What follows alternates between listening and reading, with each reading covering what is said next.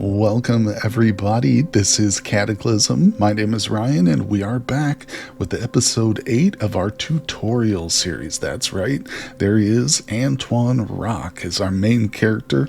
Pretty average Joe across the board, at least for stats, but he is a pyromaniac in addition to addictive personality, wool allergy, and a couple of positive traits which make us a little bit faster, and we can sprint and do certain exercises and things a little bit longer with Indefatigable. But it is currently day 63, meaning we've been alive for about 3 days in game. The game with this scenario starts off on day 60. It is morning time and we find ourselves in a tractor. There is a farm that we discovered and we were kind of combing the area. We came across a functional diesel tractor. That's right. So it's been quite an adventure, but hopefully a learning experience for you guys too.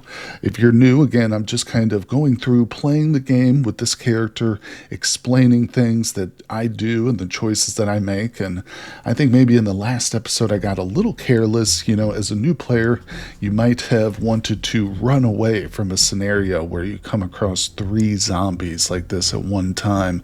I chose to take them on, and in fact I had to retreat at one point, hop on the tractor and drive some of them over, literally squish them with this big beast here. But again, for a new player, that might not be something you could handle, especially if you've never driven before. So I will try and take on the scenarios a bit more from the perspective of a new player. So if I should be turning around to just running away, like if that's what I would advise you to do, then that's what I'll try and restrain myself to as well.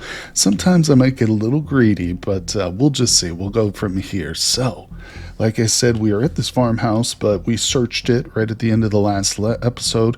We're leaving a bunch of loot behind at the various different locations we come across, just because we can't really store a lot of stuff on this tractor. So our goal is still to get a better vehicle, and by better I mean one that has more cargo capacity. Certainly it needs to run and it needs to have good parts on it, but I need more space for all this loot. And of course, as a new player, the loot itself is great. It's entertaining. There's so much to it. It's a bit overwhelming, to be honest, the amount of things in this game. But I don't just fixate on loot because I'm a loot hoarder, which I am, but it's also great for trading, you know, so we can upgrade our tools. And depending on the mods you play, you could even trade it for magical weapons and stuff. But we are currently playing a totally vanilla run, no mods for this tutorial series. And we're on the stable branch, Herbert, as of the broadcasting in this video, but let's get back into it. So we're going to start up the truck. Oh, actually it's already started. Yep.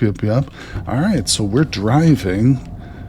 We encountered Amigo in this area, so that's a very dangerous alien that we want to avoid. Looks like this dirt road turns into a proper road just east a bit. I think that's probably a good place to check. We will hopefully eventually double back and explore the sugar house and the rural house. I can tell you the sugar house might have some good things for trading. Maple syrup, for one. That's what this is. It's a maple syrup factory, essentially. But that's good for trading. It's just bulky, so we can't carry it. And we also spotted this last man on Earth shelter, which could be quite lucrative to raid it, but also extremely dangerous. You know, the aliens and the zombies, the slimes, there's a large assortment of exotic enemies and opponents ranging in difficulty, but some of the most dangerous creatures you'll come across are the other human beings, the hostile raiders and stuff. Some of them have very powerful firearms and they have great aim too. They can take you out in a couple shots. All right, we're starting to see acidic ants, so that's a really bad thing for us. Right now they don't look too threatening, but ants always come in large numbers. So we're going to get to a point driving in this direction where we'll just it'll be unavoidable for us to get around these ants. Maybe we should just experience that a little bit. And there are different varieties of ants. So these are large mutated ants too. These aren't the little things. These are really formidable opponents. Maybe if we see another one here, we'll zoom in on it. Did we get luck? No, there's more. So let's read the description of the acidic ant. It says it's mildly dangerous, but the real danger is the numbers that these things come in. Dog size, mutant with swollen abdomen, And of course, this particular breed does have acid, so it's even more dangerous. You'll come across other varieties, some less dangerous, that can't spit acid, but there's also other types, so we could come across some soldier ants too. And they're not too afraid of the cars. Like you can see as I'm driving past it, it barely gets out of my way. Oh, and he just shot acid at me too. Yep, he spit a little puddle because I got too close. As far as I can tell, the acid does not affect like the tires of the tractor, but if we got out and walked around, it would affect us. But oh, look at this. Over here on our heads-up display, we've got the natural predator of the ant. Actually, I think they're more natural predators of aphids, which ants usually farm. But yeah, the ladybug is an extremely dangerous creature. I think that's actually how it's rated. Oh, and this one is actually just dangerous, but it is large, the size of a big dog. Well, not as dangerous. Oh, okay, so there are bigger varieties. Yeah, that's probably what I'm thinking of. Still troublesome to deal with. Mutated giant insects in this game are no joke. You know, if they come in groups like the ants or just individually as larger, for more ferocious versions. Yeah, this was a mistake. We certainly can't get out and like loot certain areas like the apple orchard. That's going to be a no possible chance. And as I said, it's going to become more and more difficult to avoid these guys. So I think what we'll do is we'll just backtrack. I'll try and go through this field without getting my face splashed in acid. So far we're pretty good. I'm in only minimal pain just because of the previous injuries. If I had actually gotten splashed with acid, that would have been a different situation. But once again, because of the fact that we're in this tractor, we have a big advantage for avoidance of enemies and stuff. We could just functionally outrun everything. But if we were on foot, I wouldn't even try to like venture into that anthill. So we'll add a mark here. We'll say yes, it's going to be dangerous, and we'll say ants. There we go. We'll just put like 3 radius. It's a big radius, but ants cover a large extent of ground, unfortunately. So that does kind of mean that this eastern area, at least from this direction, is kind of off limits to us. So what I think I'll do is I'm going to backtrack. I don't want to skip over this part of the road, so I'm going to backtrack all the way up and around and come back over here, and we'll check these 2 locations next. Okay, just taking a look at the vehicle, its overall condition, but just want to see if maybe those ants had any ill effect. I mean, it was not in great shape when we set out, but don't worry, you didn't miss anything. Like I said, just a quick drive using auto travel brought us to this point here where we're going to meet up with the road. This is interesting. It looks like a highway sign, but this is actually just a grave. Yeah, that really should be a tombstone. Experiment with the different tile sets. You might find one you like better than Ultica, but Ultica, like I've said, I've been told is the most extensive one, but nonetheless, I prefer the Undead People tile set. If you watch me play like my most recent live streams or vid series, you'll see me use that tile set. But either way, let's move over here. Oh good, we just lost the fog, so we've got a bit better vision. I'm going to turn into this dirt road. Let's slow it down to 4 miles per hour. Don't try and go fast down these tight turns, and especially off-roading like that. So we got a little picnic table to the left, and looks like the house is coming up. All right, that's close enough. In fact, when I'm driving, I like to give myself a quick out if possible, meaning let's turn this thing and park it in this direction. So if I need to, I can hop in and just hit the gas and go straight forward out of this place, because, yeah, the driveway is kind of surrounded by forest and stuff. Whoops. All right, so we will go ahead and kill the engine, because I don't know how long we're going to be here. It's still very early in the morning, but we might find something we like here. Okay, there's nothing in the mailbox. Doors are both locked. I always do a perimeter sweep just to see if there's any enemies. Safe mode is turned on. Okay, we've got an open back door. Yeah, let's go ahead and go in. I'm going to close the door behind me. And let's pop on a flash. Oh, the flashlight is on. Okay, well, that was kind of a mistake. All right, let's just clear the house first. Make sure there's nothing in here. Kitchen looks safe. We've got a side room we can't get in yet. Okay, here we go. All right, so the room or the house is clear. Let's just do a little looking. I'm going to go through this pretty quickly because our inventory is rather full. Looking up in the right hand, we've got two different numbers to pay attention to. There's the weight, which we can actually hold about 20 pounds more or so, but the volume of our container, the backpack we're wearing, isn't that big. It's not a nice hiking backpack or anything like that. It's just a more, you could think like a school backpack probably. So we're actually just getting too full. So I can't carry big bulky stuff. I could probably still squeeze in like a soda or two, that energy cola. I think actually we'll just drink that. Yeah, let's drink that on the spot. But even things like some bandages and toiletries, we can probably keep. And anything super, super valuable, there is a little bit of room out in the tractor. It's not going to be a lot, but see these corrective glasses? This is, just as a side note, this is a great trading item. You're, again, want to start to kind of get used to what items are good for trading with NPC vendors and stuff. I always look at the weight to value ratio. And again, you want to pay attention to the barter, not the original price. This is the post-apocalyptic barter value here. And again, it depends on your social. But yeah, this is a great ratio there, value to weight. Not going to pick it up, though. We want to save space for some more valuable stuff. There's a book, yeah, a training manual for archery. I will definitely take that. There's a couple more books here. Tasting India. Let's just peruse the contents of these. Just takes a few moments to look. Archery to 1. Yeah, and then there's a couple here that won't fit. Peer-to-peer needs social 3 to even understand that. I think we'll leave those. Gosh, it's so hard for me to leave behind books. There's certain things like clothing items I can leave behind happily, but books are tough. So we've got an assortment of drugs. Again, you got to get used to what items are the most valuable, the highest priority. But in the drug category, you definitely want to look out for bandages, obviously. Any kind of painkillers, all the way from the mild, like over-the-counter stuff, to maybe the stronger things like codeine or, even oxycodones exist in the game.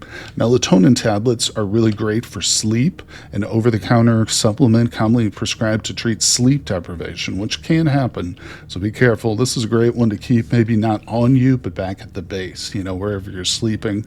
And even the non-drowsy cough syrup I'm going to take. I'm leaving behind the heartburn medicine, but this stuff can save your life if you actually get a cold. Because what will happen, not to get into too long of a description, but with a bad cough, it'll keep you awake at night.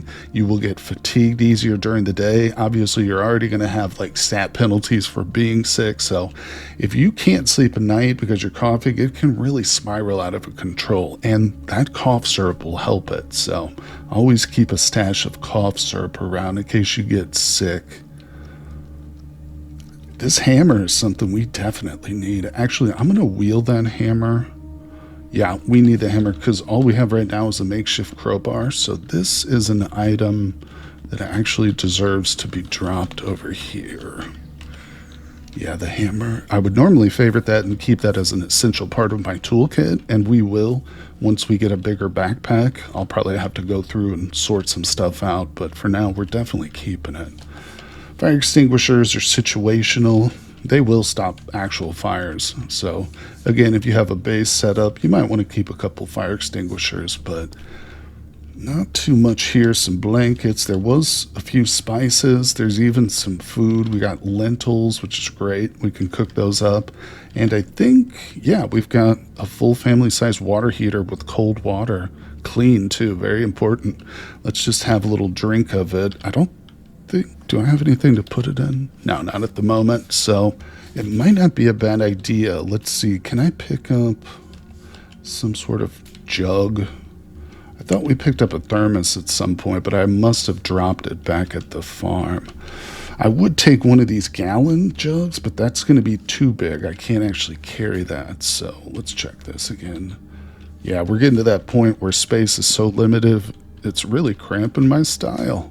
All right, well, the only thing to do is to leave another note here.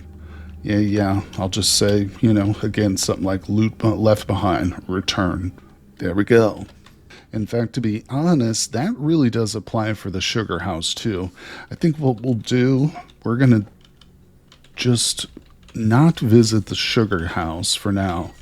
It's more of a place we go to for loot to trade with. It's unlikely there's going to be too much in the way of tools. Maybe a hammer, you know, a stepladder, but I just can't.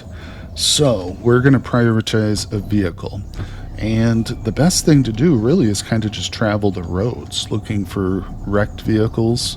A lot of the times they're not even wrecked. They could just be partially damaged and they'll be left behind. You can, in a lot of times, a lot of cases, just jump right in, start them up. There are no keys. If you're used to playing a game like Project Zomboid, which actually is a game a lot of people compare this one to, mainly because of the loot and the vehicles, but there are no keys like in that game. You can start this up at any point. There are key cards, but those relate to doors, opening certain locked doors in like labs or military places, so those don't really relate to the vehicles. If the engine, the battery, and the controls are all intact, you should just be able to start everything up. But keep in mind, certain military vehicles will have like deactivator, but that's something you'll have to go into the engine and change. Okay, interesting. We're coming down to the south of this last man on Earth. There's a derelict property out here. And yeah, it is very much a derelict property. There's nothing going on with this place. We can always check and look at the ground. We'll just go through this list. Once you've developed your eye for loot, you'll be able to tell at a glance. There's a plastic bottle, but that's not that valuable. Alright, so let's continue on this road here. Yeah. Like I said, if we're looking for vehicles, we'll probably find one along here.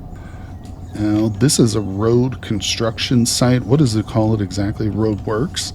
Occasionally, you'll find certain vehicles of those intended for road construction, but one of the best vehicles you can find, in my opinion, is the road roller. And you will occasionally find those at those roadwork sites.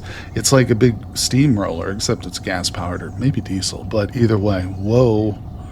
Okay, so I moved right in to a zombie horde. Let's stop. Yeah, we're going to need to speed up a little bit. What I'm going to do is I'm going to accelerate and whip around, and we're going to try and turn and get away. Yeah, I pulled up to this small town here, Boduenham. Didn't even realize that was so close. Yeah, I was chit-chatting, didn't properly read the notification, so take that as a lesson, but I think we'll be okay. Yeah, we've got speed and I've got clearance thanks to this open farmer's field, so I can avoid the haystacks and just whip around like I said. So we'll retreat. Definitely avoid towns and big cities, even the small towns. I mean, look, there's a gun store here. Whoops. That's what this red store is. If you look up at the top as I move over buildings, you'll see the description. I mean, it's tempting, trust me, to go try and clear that city of zombies and get to the gun store. And as you get more and more practice with the game, certainly challenge yourself. You know, clearing cities is a great way of just absolutely becoming filthy rich with loot, but it's extremely dangerous. So as a new player, just avoid it for now. Alright, so let's slow it down. I can tell by the general look of this car that it's probably not in any good shape to like pull parts off of, but the little green boxes indicate there's loot in the trunk. So let's kill the acceleration. I'm just going to let go of controls, not the engine. There's some first aid stuff in here, so I'm going to grab the bandages. We are so full. Let me check something out. I'm going to look at our tractor. And I'm going to go to the seat. So this is the area where I sit right here is what I've got highlighted. And this shows me the volume of carrying capacity for the seat. 25 liters is nothing to sneeze at. That's not the worst amount of carrying. So in other words, I'm going to drop a couple things. Maybe some of this bigger, bulkier stuff. Like I literally have the arc welder in my pocket in my backpack. I think I also, didn't I pick up a reciprocating saw?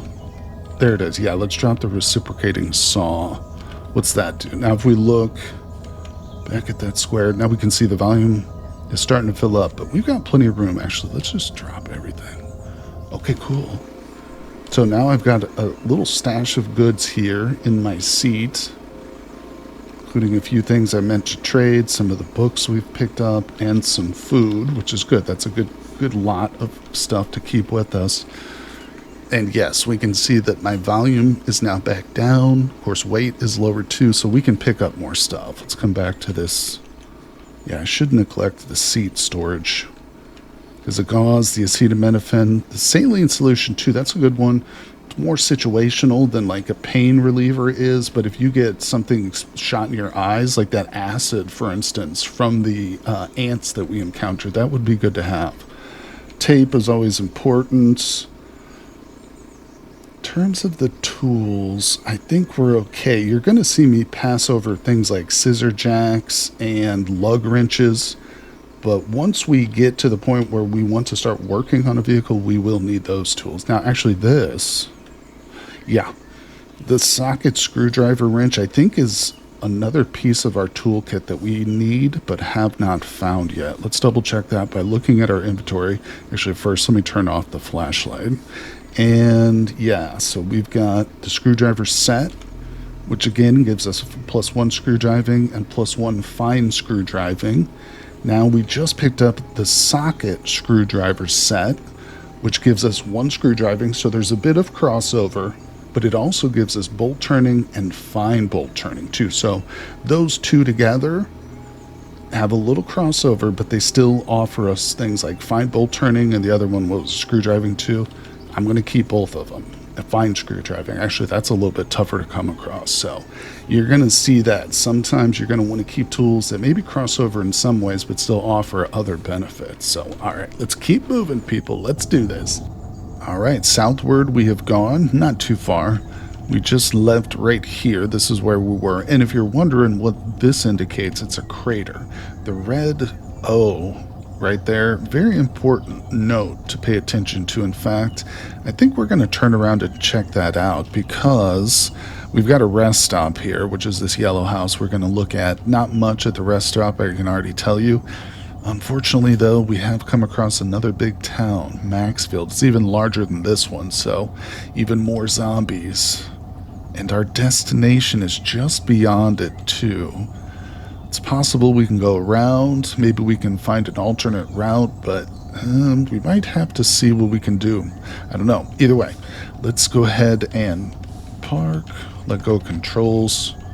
Wait, oh, okay, so that's a good thing. See, I'm not fully stopped at this point. When I tried to move, even though I just let go of the controls, technically, the vehicle is still driving, and you can tell that because I told it to go to a functional speed of 0, but its actual speed is still 12. So again, I don't want to dive, so I'll say no. I'm going to grab the controls again by hitting Shift and 6. Now I just pass time. So there's a little issue. You got to get used to the controls of the vehicle. Sometimes it can be dangerous. Even I still make mistakes to this day. So once we've stopped, now I'll let go of the controls, and when I move, it doesn't ask me if I want to dive from a moving vehicle, which is something you can totally do. You might get bruised up a little bit, but alright, so the rest stop, yeah, gross. Let's see what this is. Could be interesting. Another book. Alpha Male Quarterly is one I've seen before. It's not super important. I mean, toilets aren't the worst resource in the world. You could take the water if it has some and purify it. Also, if you smash it and break the toilets, you can get wax, which has some crafting value and stuff. I think you can also get some copper piping and stuff from toilets. So I'm not necessarily covering every single usable item and all the different things we can do, because this game just has so much to it. You know, it's like an endless amount of crafting and building you can do and exploring. So at some point you will just have to experiment yourself. I noticed this corpse right here. Let's check it out. Okay, we got 2 wallets. What's this guy carrying around 2 wallets for? So I'm going to open them up.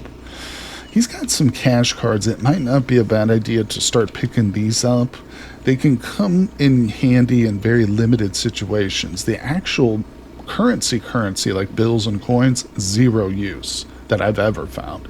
Basically just trash. Don't need it. The cards, though, there are certain vending machines, and believe it or not, there are even gas stations which are like automated that you can insert your cash card and buy more gas or diesel. So really helpful to have those sometimes. All right, yeah. My safe mode is being lit up by the fact that we've got zombies around us. We are incredibly close to this town. Yeah, this thing turns pretty wide, so we're just going to hop back in our tractor. I probably shouldn't have checked out that body. Let's get back to the road. Yeah. All right, we're better off. We're in the move. And like I said, the craters are very, very valuable geographic features. They will just occur randomly around. All right, let's see. Okay, and we've reached the crater. We're going to utilize this. This is a bit higher level strategy, but it is probably one of the better ways for a new player to quickly clear an area. But again, it's dependent on just kind of randomness, because not everywhere you go, there's going to be a bunch of craters everywhere. So let's stop the tractor. I'm kind of keeping it back a little way from the crater, because I don't want the zombies that we're going to be interacting with here shortly to get mess up my tractor. So what we're going to do, this is a crater. It's effectively a hole in the ground, a couple levels deep. It's not like an infinite hole. It's peeked down in there. Yeah, this is me looking down. So we could climb down, but it would be hard to get out, and we could potentially slip and hurt ourselves. If I had step ladders, we could get up and down very safely. And we are going to lure the zombies to fall into this. So it's a bit of a strategy. Zombies are very stupid, and they will just fall right into it. So, yeah, let's do it. We're going to display rather quickly here a zombie clearing method. Now, keep in mind, these towns and cities can have more than just zombies, and this little trick won't work for certain creatures that maybe can fly or are more intelligent than zombies. Okay, here's a wasp. Boom, right there. So this is an enemy that I definitely don't want to tangle with. It's not going to fall in that hole. It's just going to fly right over it and sting me. But let me turn off safe mode. The thing is, the wasp queen might also work to our benefit. Now again, I said I would keep myself limited to situations only a new player should get themselves into, so this is a fair warning. From this point on, you should, if you're new, turn around and run away from this scenario. I'm going to break my own rules here and just approach a little bit closer. I might end up just turning around and running after all, but I am interested in this gun store. So the wasp is up here, and they are enemies of basically everything that's not a wasp, including zombies, but also us. So if she gets sight of me and starts coming after me, we're in trouble. But if we can use her maybe to clear the zombies, that would be great. She's really close to that gun store, though. Okay, so there is a zombie horde to the north of us. There's quite a few. You can see the entire list of zombies here. Dozen or more. The real threat right here are the speedy ones. There's a zombie runner, which sounds just like it is. It's a fast zombie. There's a couple of zombie runners. And there's a dog, the Rottweiler, which is hostile. Now these things will fall into that hole, but we're going to have to kind of sprint, so I'm going to pass a little bit of time. The entire horde has not spotted me yet, but I've got about 4 or so on me. Now there's 5 of them. A few more than that. All right, so we've got a few zombies on us. Letting them get a little bit closer, and now I'm going to walk. I don't think we picked up any of the really fast ones, and the dog didn't see me, so speed, I don't have to sprint right now. But we're just going to avoid the wasp queen, and I'm going to move them back to the crater. I don't think I'm going to spend time clearing this whole town, certainly not. And considering the proximity of that queen to the gun store, I think we'll probably just move on after this. But I do want to kind of show off this technique, because like I said, at some point, you're going to want to clear maybe a building or even the outskirts of a town, or maybe the town itself. And if you get lucky and you get a crater nearby, you can use it. So now that we've dragged a few of them here, obviously what we do is we kind of just come around to the other side and they all just whoop, fall right in the hole. Again, they're not very bright. Boom. So they're in there now. If we peek down, we can see one. The rest of them have actually fallen even deeper. So this, I think, will go like 2 layers deep. I don't know if we can see that again. No, we can't really peek that far down, but they're in there, and they won't be able to get back out. We could, again, stand at the edge and hit them with our spear. Oh, she's at the other side now. But I could, because we have reach, we could sit here and poke at them, clear the pit, get a step ladder, drop it down, then go in there and get all the loot.